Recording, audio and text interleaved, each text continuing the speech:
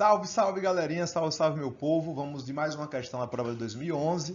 A questão número 36 é uma questão temática, uma questão que é novidade, inclusive é uma coisa muito rara na prova do Enem cair uma questão como essa. Vamos dar uma olhada nessa belezura. Aqui nós temos uma questão com um gráfico, né? Não é uma coisa muito comum na prova do Enem, na prova de humanas cair alguma questão com esse aspecto, mas vamos dar uma olhadazinha nela, né? A referência dela faz alusão ao Atlas da Situação Mundial e é uma questão sobre religiões no Brasil em 2007 e já dá para perceber que o grande destaque aqui é o percentual de católicos apostólicos romanos no território brasileiro e logo depois nós temos aí segmentos protestantes, segmentos protestantes. Tá? Temos um pequeno grupo aqui de 7,4% que são pessoas que não têm religião, né? Dos grupos protestantes, o maior é o da Assembleia de Deus, 10,7%. Vamos lá ver a pergunta. Uma explicação de caráter histórico para o percentual da religião com maior número, e a religião com maior número é a religião católica,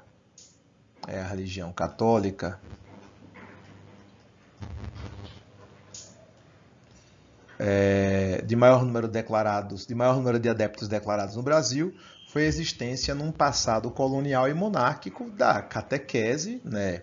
Lembre-se que o Brasil, no processo de colonização, ele passa pela catequese. É importante lembrar que desde o momento que as pessoas chegam aqui no Brasil, já havia uma prerrogativa de promover a evangelização, né? O próprio Pero Vaz de Caminha fala que o melhor que podemos fazer por esta terra é salvar esta gente, né? E o que seria salvar? Seria exatamente catequizar.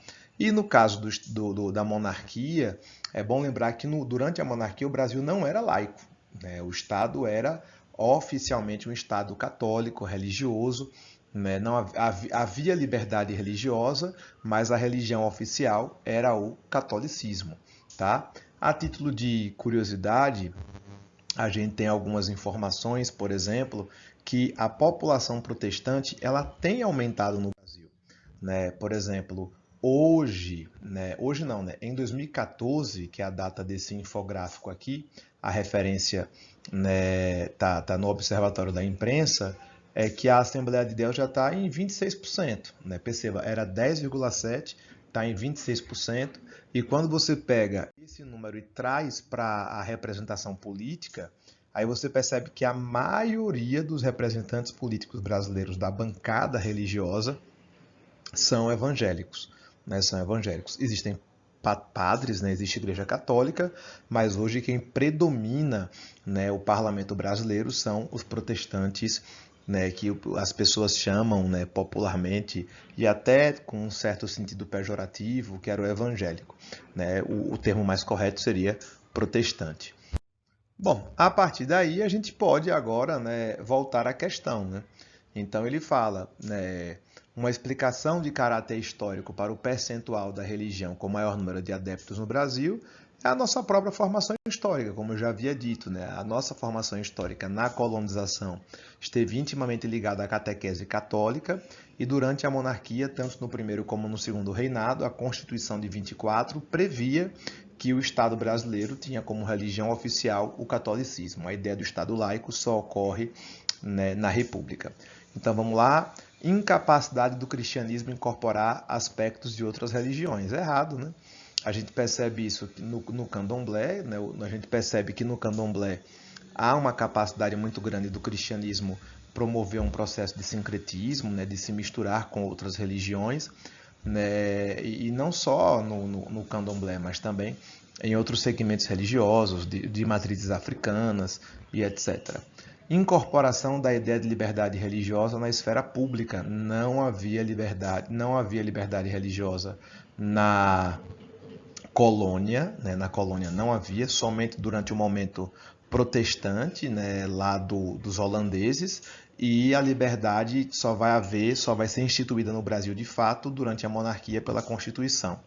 Permissão para o funcionamento de igrejas não cristãs, não havia essa permissão, porque a liberdade religiosa que existia no Brasil era para culto doméstico, tá? Não era para abrir templos que não fossem católicos aqui no Brasil.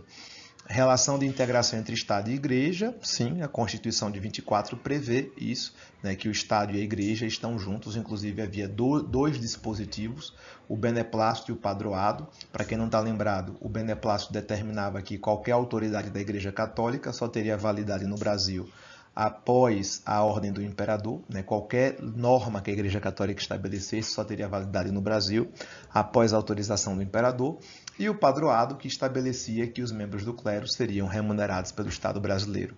Então aqui nós já temos a resposta, né? Vamos só dar uma olhada na letra E.